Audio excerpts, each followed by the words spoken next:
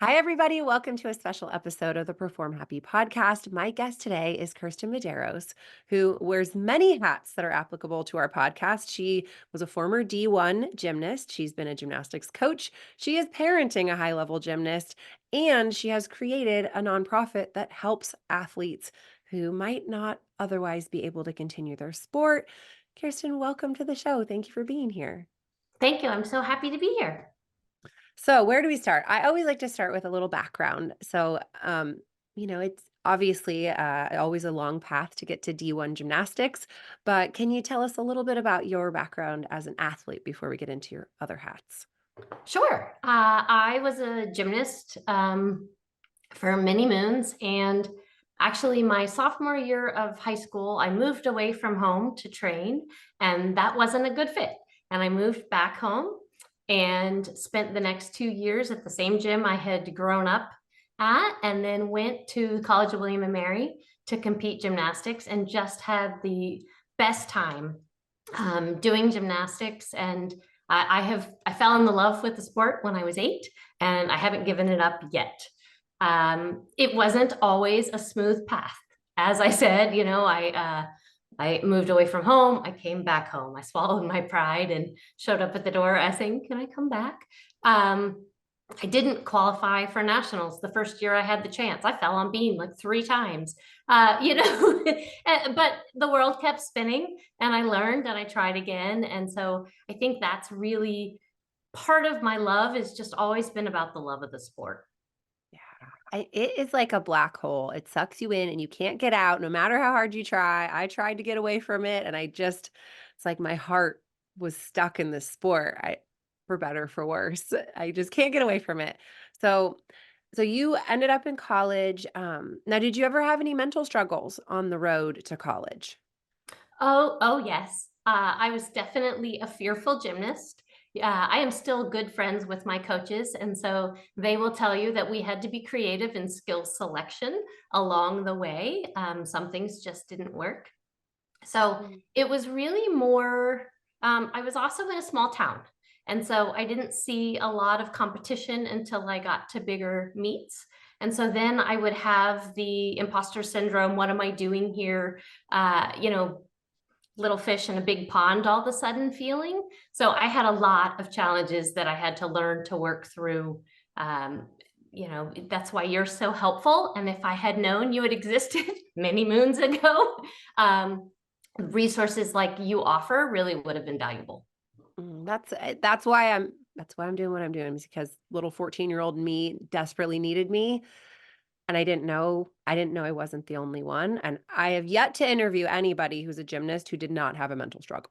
I mean, I joke with the kids on our group trainings, like, "You guys, we didn't choose playing checkers with kindergartners as our sport. We chose gymnastics. It's hard, or figure skating, or club cheer, or diving." I mean, these are scary, challenging skills that we're learning. Of course, your brain is gonna give you a little resistance. So now your coaches, you said you're friends with them, and you said that they were creative with you. I mean, this is something that I see, that growth mindset that you and I have talked about before, that can make or break a kid's path. Because like me, I thought to myself, well, I can't do a back handspring on the beam. I'm broken. I quit, basically. So who was the one who gave you those creative options? Was it the coach who said, let's try something different? Were you the one who brought it up? How did that work? It was definitely my coaches. I remember, right when you get to the point where you're flipping vaults, the thought of doing a souk by myself, I was just convinced I was going to land on my face. Like it just wasn't going to go. And so we took a year and I did a front twisting vault. And then I learned a front handspring front. And I went on to I was the former school record holder at my college many moons ago, because I just took a different path and it worked. My brain said, I can do that. And so, it wasn't fast, but it worked really well for me. And so I'm just grateful that I was given the opportunity. It wasn't a you do this or else. Yeah, great. So then you have two kids, right? They're both in sort of scary sports. You also have a skateboarder, right? I do. Yeah, oh my gosh, my 8-year-old wanted a skateboard for Christmas and I was like, "Oh boy, Well, kiss your tailbone goodbye, darling. But so now watching especially your daughter getting into the sport of gymnastics, did you have any hesitation of, "Ooh, am I gonna is this a good path for her?" Or were you all in with the, tiny tot stuff, and how did that go? She chose to start ballet first. And then after a year of that was what she would call bored. And so she switched over to gymnastics at about 5. Um, and I just picked the closest gym. There wasn't a lot of, what could lead into kind of thing, right? It was, let's just get started and see. To this day, sometimes I wish she had done something completely that I knew nothing about, right? There are challenges with being well versed in the sport, but I love watching her enjoy and have her own path in gymnastics. So it's really been exciting. Okay, what are some of the mistakes you might have made, or, tips for the parents who maybe know a little too much? Oh, that's a really hard question because we have gone through a couple of gyms and had different experiences. And there are things where I sat back when now I wish I hadn't. And there are things that I just need to shut my mouth and let her experience it on her own and figure it out. Part of that is having her find her own voice, but that's really hard when you're little. Now that she's older, she can speak up, right? But when they're little and you're not in there because they're there for 4 hours, trying to balance uh, finding their own voice versus being, I'm the adult, I know it's right here and let me help. So that was a challenge for me. Where does that feel like the cutoff is? I have my own opinion on sort of when does the kid take the reins of communication, and at what point does mom kind of step in? What do you feel like would be a good guideline for maybe someone who's got an 8 or 9 or 10-year-old who might be struggling? Hmm. That's really your wheelhouse. I'm like, that's hard for me to say. I would say, certainly fear and tears and not losing motivation and trying to get to the bottom of something they really once loved, what's going on. And sometimes it's a simple thing as, I don't like Tammy in my group. And sometimes it's, a much bigger issue.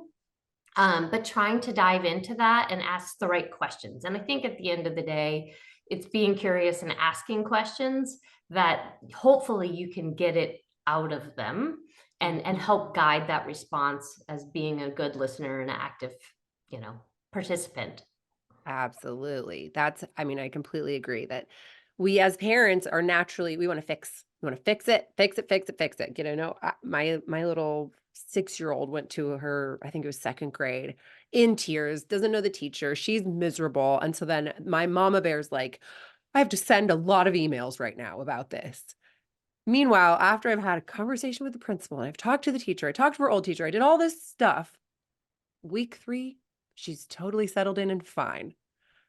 And I'm like, "Okay, Rebecca, maybe that was a little bit much. That was a little unnecessary." So sometimes we can ride it out a little, and like you said, sometimes you need to switch gyms. Sometimes your mama bear instinct, that intuition is right, and you kinda have to go with it, which is why I love our community, where we can be like, "Am I freaking out? Should I send this email? Or should I just take a breath and ask some good questions? Or should I do nothing?" Because I think it's so multifaceted to know how to parent in general, but let alone how to parent a kid who's doing these big, scary skills. So, Absolutely. okay. So now, when did you start your nonprofit? Can you tell us a little bit about what you're doing now to keep kids in the sport, and just tell us all about it? You bet. So over the last several years, I've been looking to donate to a charity that helped kids stay in sports. I asked the community at large and I couldn't find one. So I just created it. So there's a couple of us. I'm not in it all by myself. I do it with Kevin, my partner in crime, and my friend Christine. And all of us are lifelong athletes who really believe that sport shaped our lives. I'm a physical therapist by education and trade, and movement is medicine. So I really think I want kids to be able to stay in sport, but also not just for the physical benefits, right? Like we know it builds muscle and bone density, and we know that it decreases obesity and diabetes. But the reason you and I are here is for the personal growth and development and the lessons that kids learn in sport, that really it's a unique atmosphere. Yes, there's school, but that coaching and that working with a team, that learning through failure in a safe space that sport offers really sets kids up for success in their future. So I really wanted to be able to offer that. The other thing, whether it's a kid has a parent, they lose a parent, or there's a natural disaster and they lose their home, like we just had tornadoes in Tennessee. Having that one place that you go to that stays the same gives them that sense of normalcy. Like they can keep going to gym. Things are chaos at home. Maybe they have a sick sibling but if they can keep going to that gym or that practice or that soccer field and be with their team, they retain their identity. And I really want to help kids do that. Mm, awesome. So how? That's my big question is, let's say that there's a kid who's had a tragedy and they still love their sport, but now the finances are tough. Where do you guys come in? We did. So as I said, we just started last year. So we are very much in the grassroots stage. There's three ways that we, partner with gyms or clubs. One is, like you mentioned, nominations.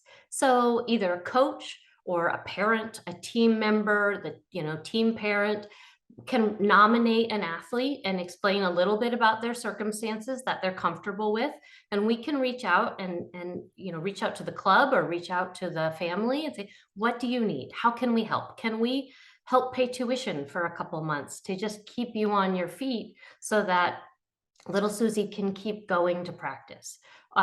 Whether it's um, organizations can partner with us. So if they added, $1 to every registration for a big soccer tournament, we could raise $1,000 and help little Susie stay in the gym for 2 months, whatever. So there's different ways. And then of course, good old cold hard cash. We love donations because that helps keep the lights on, so to speak, and keep us moving forward.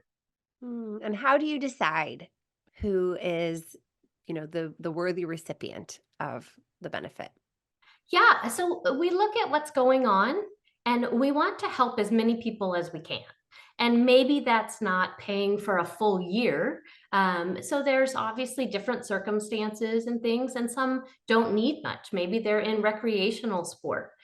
Where it's not talent based, right? We are not, it is anyone who wants to show up at soccer practice but doesn't have the funds for cleats. We'll get you cleats, or you can't pay for travel uniforms. We can help with that. So it doesn't have to be a big grand gesture. We want to help as many kids as we can stay in the game. Wow. I mean, what an amazing idea. Was this something that just came to you? Uh, Yes, I mean, I've tried to figure out how to make it. As I said, I looked for other charities and I couldn't find one that did exactly what I wanted. So we just built it. I love that. I mean, that's like my story too. It doesn't exist. Let's make it happen. So Right. if somebody wants to contribute, how do they find you? Or if someone wants to nominate somebody, what's the best way to get a hold of you to participate? Sure. So our website is thelineupfoundation.com because we want to keep kids in the lineup. And there are links there to donate, to nominate, to volunteer, because we obviously need resources, whether that's helping with the books or whether that's hosting an event or a fundraiser. So there's lots of ways that you can nominate us. And you can also email us. Right now it's stayinthelineup@gmail.com. And we is a small team, so we will get back to you and help. And it starts very small and it just grows. Oh, that's so wonderful. It makes me think about Tony Ann Williams, who I interviewed. She was the first Jamaican gymnast Olympian. And she has, created a foundation where she's helping kids in Jamaica have the resources that they need. And I think we really take it for granted in this very privileged sport that we hang out in, that there are kids who could be the next Simone Biles who are, just not able to participate in those sports. And so it's great to be able to start something little, and then hopefully it'll grow and be able to give those kids a place to move their bodies and feel good about themselves. And so I know you talked a little bit about like movement as medicine. What do you think is the best thing that you got out of gymnastics that kind of fuels you to want to help kids get into sport? That's a tough question because it would be hard to pick one. Some of my very dearest friends were my college teammates. I'm still in touch with many of them, and the gymnastics community as a whole. Being in the sport for this long, from the time I started when I was 8 till now, I know a lot of people. So I love the people that I've met. But really, it's about grit and resilience and bouncing back from failure, about learning through lessons and learning that it's okay um, to make mistakes, and that's an important part of growth. I think that's probably the thing that I've taken most into my professional career, and changing the place that I show up to work every day as a physical therapist has really been shaped by learning and adapting and things that I would credit learning through sport. Absolutely. And I think a lot of gymnasts, it either attracts perfectionists or breeds perfectionists or both. I think it kind of comes from both sides. And so a lot of gymnasts, I think by nature, or athletes in general, are kind of demanding perfection of themselves. I can't fail. Got to be perfect. It's got to be great. I have a meet coming up. Don't mess up. Don't fall. Don't fail. It's like this constant loop of don't screw up, Rebecca, that I still have to sort of fight off and be like, it's okay. Failure is actually the path. It's like we're avoiding this straight shot to success by fearing failure, that you have to not make it. Jonathan Horton didn't, he was the worst. He got dead last at his first elite competition. And then he goes on to be a 2-time Olympian. If he would have gone, oh, well, I'm not cut out for this, then we would never have had his amazing story. So I think it's great to go like, no, this gives you an opportunity to fail. Everybody, how valuable. Let's get these kids out there failing and picking themselves up and failing and picking themselves up so that they become these strong, resilient humans.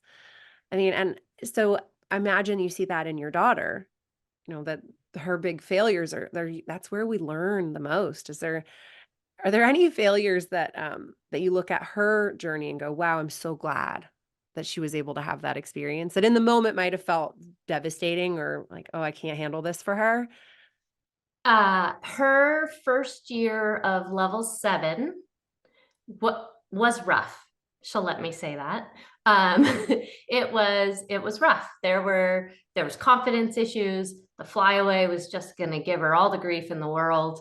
And that was when I have to say we were grateful that COVID kind of cut that season short because it was hard. She repeated level 7 the next year and was the regional champion in Region 1. So there's lessons there that she got through it and thrived. So we will absolutely say that, yeah, it's hard. And perfectionism in basketball, you could miss 5 shots at a game and no one would think it was a bad game. And in gymnastics, you literally have a judge who's watching what you do. And so the mindset is so different, but learning it's not this one moment in time, and looking at the bigger picture and zooming out is so valuable. And now with so many years involved in the sport and just life, seeing that, big picture is really what motivates me to help other people, stay in sport and have those experiences. And are you able to transmit that to your kids? That concept of zoom out. This is not a crisis. I mean, have you been able to apply that in your You family? tell me. You get to work with her, but I'd say little dude skateboarding is brutal because you learn on concrete. But he will just go and go and go and go and go until he gets something. And it's pretty much self-taught, which is very different than the structure of gymnastics. Like they must be the polar opposite sports, except that they both have a lot of orthopedic fears. Um, The but PT in you is like, "Oh boy, I, I this know really." lots of orthopedists. Um, but yes, I absolutely try to instill that failure is normal. And I definitely just have different kids too, right? So elder is the straight A perfectionist in all things. The younger free spirit, it's okay kind of thing. So they just have different personalities, but they both benefit from their sport.